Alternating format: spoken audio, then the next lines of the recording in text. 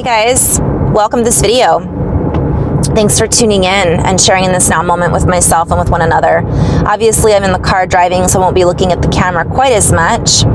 I wanted to talk a little bit about dreams, dream time, some energy updates, and some of the posts that I shared yesterday on Instagram.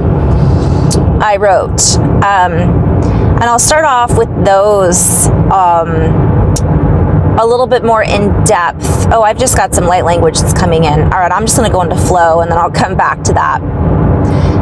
We'll start off with that. And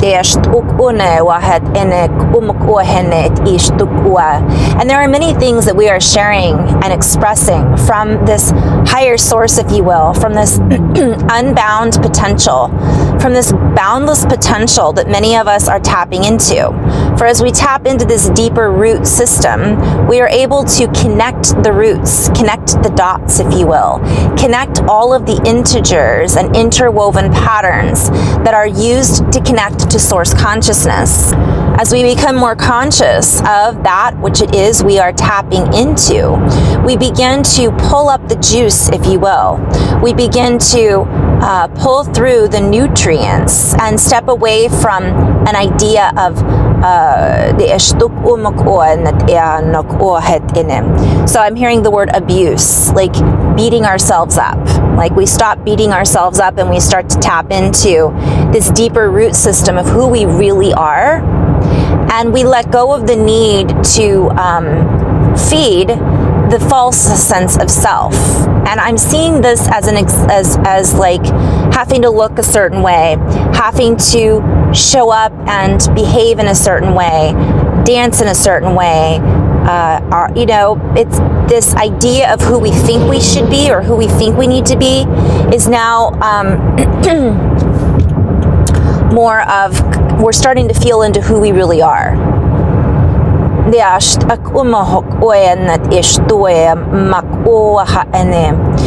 less limited by our resources, if you will, for we are now accessing more of our potentiality. Play our words. Potential reality. Potentials in our reality. The potential in all.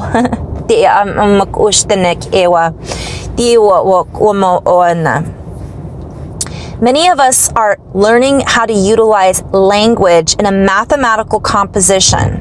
For as we utilize this language, the linguistical codes and vocabulation, plays on words, we recognize that we hold within us the very codes that are necessary in order for us to grow, for us to fine-tune that which is our exponential, graphic development, graphite development. All right.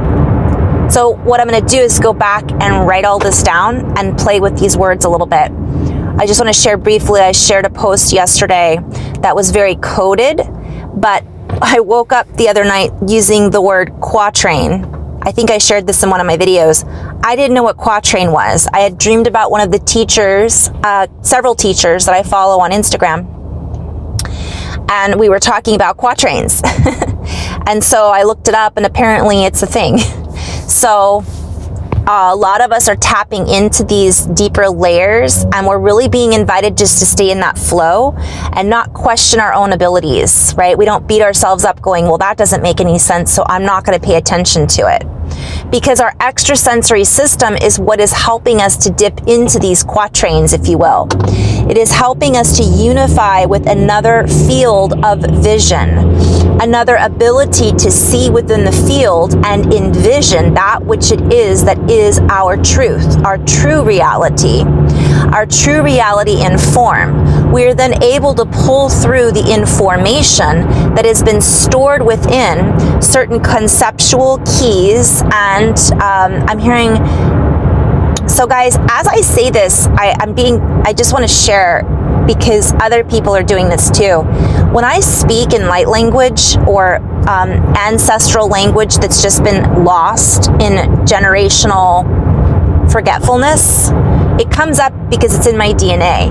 I hear the sound behind the sound. I hear the words behind the words.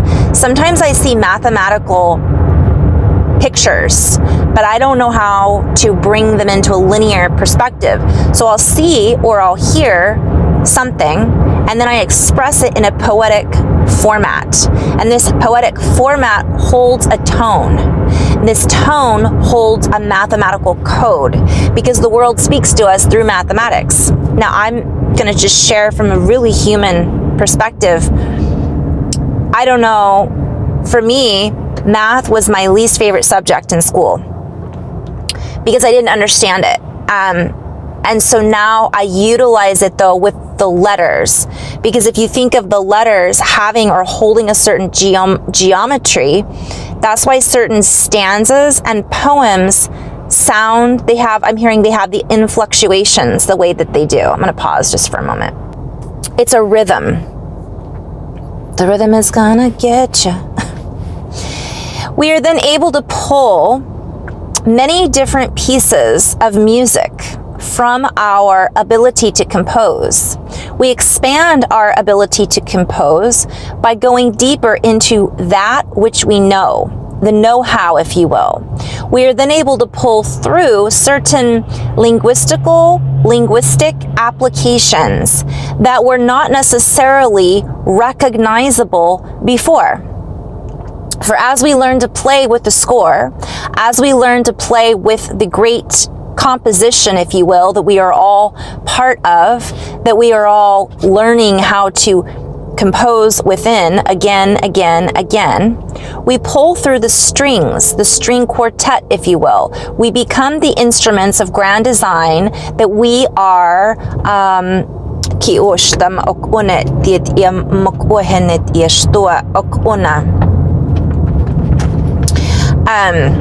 we become the instruments of grand design. I'm basically seeing like we're playing a different chord, we're playing a different key, we're playing in a different reality, we're playing with reality in a different key and a different chord. Therefore, the framework which we're accessing, that we're all a part of, is expanding. And when I say framework, I use these words a lot. A frame to me is a picture. It holds a picture, okay? It gives it a shape, but it's also building blocks of reality. So if you look at like the periodic table of elements, it's held within a framework to help explain it better. It's also a mode of conceptualization is essentially what I'm hearing.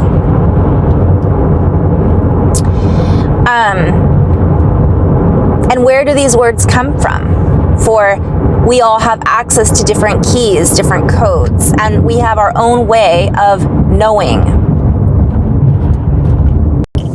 We have our own way of noting. We have our own ability to tap into how it is that we connect with the different fonts that we use, the different frames, the different viewpoints, if you will, the different points of perception. I'm seeing a laser pointer, and how we work with these codes is up to each one of us on an individual basis.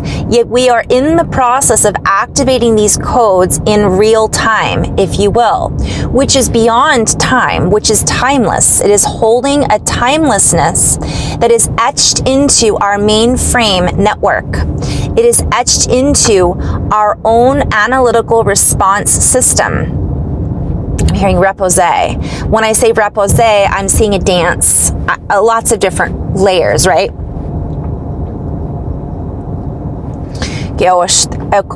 So I kind of went off into 5 different areas, but essentially each of us holds clues as to what it is that we are tuning into. And when I say a node, it's this access point that holds a lot of information. It's a piece of the puzzle from one perspective. It's this ability to know, and as we tap into this information, and the more we stay in flow, the less we fry out our mainframe structure. So playing with how we communicate with the universe, I'm hearing the verse, the verbs that we use is part of what's ushering us into this golden age. And I keep hearing verbatim, golden age. For each of us holds our own spectrometer. I always forget what that is. I use that word a lot, and I forget what that word means, but I guess I can look it up at a different time. Let me pause. And each of us is using our own frequency board in which to narrate the stories of our lives. We have a choice in the words that we use. We have a choice in how we choose to view. We have a choice in expansion or looking back in the rear view and casting shadows on ourselves. I'm hearing casting doubts on ourselves. We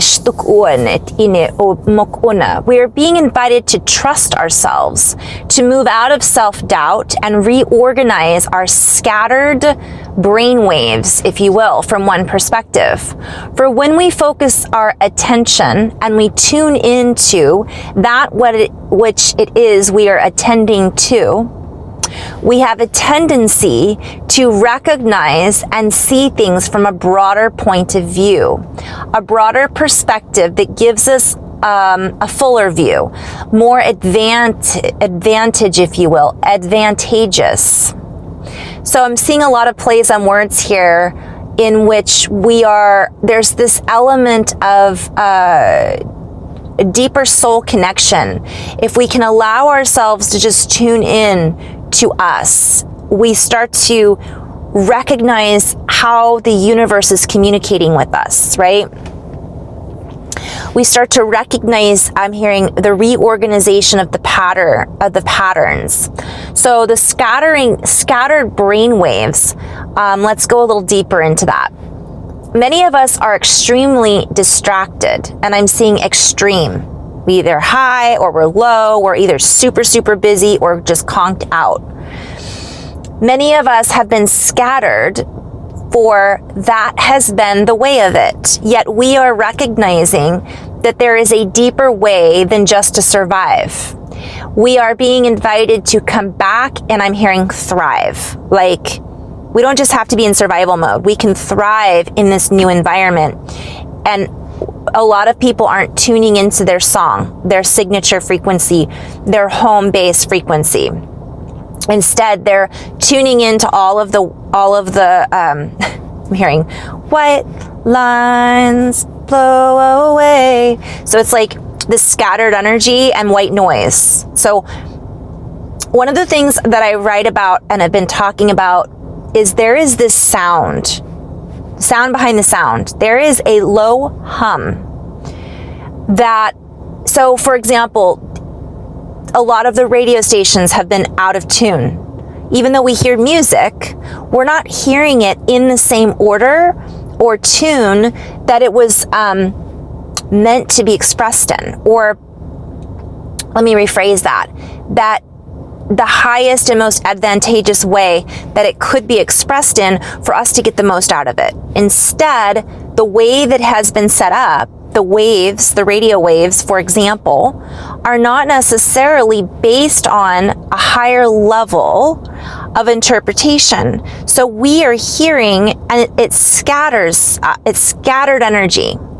So the more we tune in, we meditate, we do breath work, and we actually write down our dreams, we journal our thoughts, we draw, we do what it is that is creatively coming through us as conduits.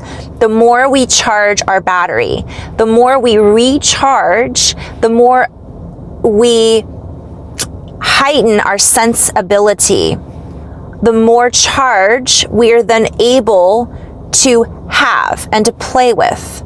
The more we are in charge of our own capabilities. So, boy, there's so many words that are coming through. I'm hearing compatible. The more we become compatible with us, the more we're able to sink in, the more we're able to sync up to this higher source connection that then pulls us out of scattered memories and brings us back into our true memory. I'm hearing the memory of trees. Okay. Wow, we could go into so many different places with this.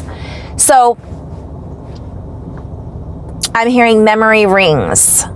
You guys, when I say I'm hearing, I have a habit of saying my guidance team, or I'm hearing, or I'm feeling, and really it's just a habit for me. I'm in the process of figuring out and trying to let that go, because it's just me talking to me. There's this common thought that, oh, well, don't talk to yourself because you don't well, you're okay if you talk to yourself, but don't answer yourself. I mean, really, why would we talk to ourselves if we didn't want an answer? Come on. There's these like limiting, ideas and concepts that we have about how we receive information. And essentially, we're all tapped into a higher source. Some of us are tapped into other people's sources, though. And the guidance team that I've tapped into, that is higher, I try to tap into my highest aspect, right? I'm like, okay, I'm tapping into my highest self. That's in full 100% union and communion, unity consciousness, benevolence for all, do no harm. When I set that intention, I'm not scattered in all these different arrays. I am able then, and this is another word that keeps coming through, is array. I am then able to come back into the rainbow ray, right? There's where all of the colors, I'm able to hear this sound that is not necessarily perceivable when all of these distractions are humming. It helps me to tune in to the sound behind the sound. And I'm sharing this with you guys because a lot of people are doing this and they don't even realize they're doing it. When I was doing Reiki, I don't do Reiki really anymore. No offense against it. I just don't. It was a great doorway, an entrance into me remembering, and I'll get to the tree rings. I might go back and write this up. It helped me to remember what was already held within me. I'm hearing packaged, right? It was already in the package. I opened up the package and then all this stuff came through because it was something I'd already done. I already had access to it. I just didn't know how to open it. And Reiki did that for me. So essentially, when we open this package, a lot can come flooding in and we can get pulled and scattered into many different directions. That's why it's so important to home in on the heart and the home base, which is a currency, which is a value system, which allows us to see our own value and what we're giving our value away to. What way are we using our tools? And are we recognizing when our tools are knocking on our door? I had been hearing light language for years, probably, and didn't realize.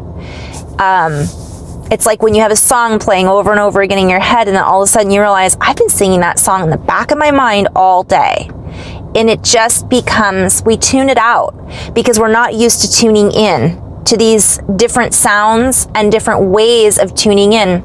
I'm being invited just to kind of share, it looks different for everybody. For some people, they see mathematics. A lovely light worker, Carla, who I met years ago, was a musician. So she speaks light language and she does very similar to what I do. And you can check out her page, Carla Berganza. I think it's B-E-R-G. Carla, I haven't talked to you in forever. I don't even know if you still watch these, but I hope you're doing well. Either way, she came to my mind because she would see the music notes as she was speaking the light language or singing. I am not mathematically inclined. I am not formally educated. I never have taken any music classes or lessons. I barely scraped by in school. I had an English teacher once tell me they didn't know why I was in this I was in several advanced placement classes and I just barely got by. And I was in this advanced placement English every year. And finally, the middle of the year, they had me do we did creative writing. And my teacher said, I didn't even know why you were in this class, and now I get it. And I would do interpretation about what a book was about. And my interpretation of what that book meant wasn't what anybody else interpreted. So I would always get these low grades. And I'm like, but I see that this could mean this, that, or the other thing. Now, Fast forward, I see now why I saw things the way that I saw them back when I was younger. So I'm sharing this with you guys because we're really opening up a massive toolbox right now, and it's only going to get more expansive. So we're really being invited not to limit ourselves on what that toolbox looks like, what it sounds like, we're so beyond this need to impress. I'm hearing impressibility. We don't need to impress others with our abilities. We're just being invited to impress ourselves. And then I'm hearing going into the compression chamber of the heart. I guess I'm not going to talk about what I wrote yesterday on Instagram. I wrote a lot of codes. I'll do a separate video on that. So as we allow ourselves to hear, to feel, and to sense deeper into our extrasensory capabilities, we become more compatible with what it is that we are tuning into. Therefore, we are able to dictate what it is that we are tuning into. And I'm hearing dictation. And I keep writing this over and over again. We're not here to dictate to others what their intuitive capabilities should fill in the blanks, sound like, feel like, look like.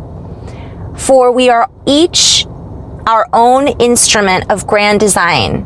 As we are each individual, I'm just seeing all of us making up a symphony. Just wet my whistle. Beashtuk mak enhek ua. Deashtak mak arhak era. Dit arhostur ak enik Pik I'm using this as an example because the light language even is a perfect example. You don't just have to speak one light language. There could be multiple. How many lives have we lived and how many different languages have we spoken over our many lifetimes on earth, right? Mahat ek te ak arhok te ak mahat ek tiena ak te shtar at enekera. So as we tune in, as we fine-tune our instruments, what is it when you warm up? I'm seeing people warming up their instruments. They will notice when something sounds a little off. They will feel it in their bones, so to speak. And I really want to invite everybody to recognize, that the way in which we are listening, we are also learning how to listen, if that makes sense. Not everybody. Some of us know right away because we've been doing the work. But some of us are just starting to go, wait a minute, why did I have that dream that came true? Last night I was bartending with Dan Winters. That was pretty cool. Except I was trying to wake myself up in the dream and didn't realize, by the way, a little tidbit, if you're dreaming, I used to be able to lucid dream. I haven't practiced in a long time, so I kind of, if you don't use it, you lose it, but I have a feeling that that's going to start coming back for me. My point is that if you're having a dream and you're using your hands a lot in the dream, look at your hands. Try to wake yourself up in the dream by looking at your hands. Last night I was using my hands, everything. I was counting money. I was, everything was on tap, like I was tapping into something. It was everything was on draft, right? And everything was mixed up where the drafts were coming from. I actually need to write this dream down. And it was really fun. I was behind the bar with Dan Winters. I've been dreaming about a lot of the people who I admire. It's like we're working together, right, on dream time. So that's a whole other story. But so I'm just going to kind of end on that note and just kind of share, as I say on that note, the biggest plays on words I get are value systems, right? The note. Think about C note. Think about musical notes. Think about a value system is based on notes, which is a sound, which is a vibration. So if we're rebuilding our reality based on our value system, we're really being invited to value ourselves and look at how we value others. Because if we don't value ourselves, or we are coming from a place of fear or judgment, that's an old paradigm. That isn't this beautiful symphony. We all play our parts. And if you're in an orchestra and you don't like the way everybody else sounds in the orchestra, go play in a different band. That was something else that kind of came up. Like, find your own self-worth. Find your own instrument. Fine tune what feels good for you. Our bones, feel it in our bones. Our bones are conductors. They conduct sound. I mean, we are walking vibrational musical instruments. Are we trying to play someone else's instrument, tell them how to play it? We are our own maestro. And there's going to be moments where you want to play one tune and you want to maybe join a different band later. But are we judging others because they don't fit into our symphony? So that's a big thing that's coming up. Okay. As we allow ourselves to tune into this deeper resonance, we begin to recognize our own resilience. We begin to remember who we are. We begin to stabilize and play with new chemistry sets, the alchemists that we are. We then become able to transcribe all of the information that is held within our own applications of various design. A lot of the words I use are also can be interchangeable with computer programming. Another thing that I know nothing about. Well, obviously on a human linear level. So I'm going to kind of end on that note.